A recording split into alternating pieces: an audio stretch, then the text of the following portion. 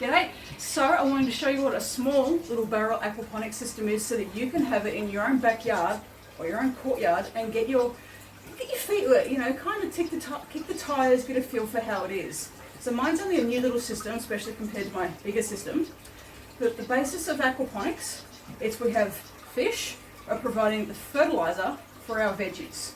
And then the veggies are filtering the water for our fish. So that is the whole concept. We are having a little ecosystem. This is a man-made ecosystem, okay? So we are replicating nature and how everything is within nature. We're just doing it in a small little space. Okay, so we can see down here, I have some little fishies. Just little goldfish. Wouldn't that be fun for your kids, eh? To be able to play with some little goldfish. So they're providing the fertiliser, or in the aquaponics world we call it nutrients. The water is coming up and pumping all the way up here, up the back, up behind that, up into this. We're taking it solid waste.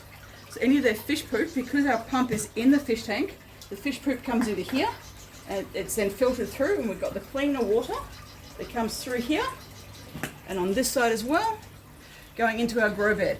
These are our filters. So if you understand anything about fish and aquariums, you'll know that you need to have some type of filter to convert the fish waste, which is ammonia, into usable fertiliser for your veggies.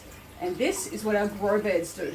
So all of this gravel here is called expanded clay, and the bacteria live in this expanded clay, and it converts the toxic fish waste into something that these plants can use.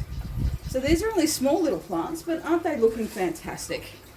And in a few weeks, I'll be harvesting this coriander and this basil, and we've got some oregano at the back and some strawberries. In a few weeks, this whole grow bed will be filled and covered with lots and lots of herbs for me. And that could be the same for you. This is just a small little way of just kicking the tires and seeing if it's something right for you before you spend more money. Okay?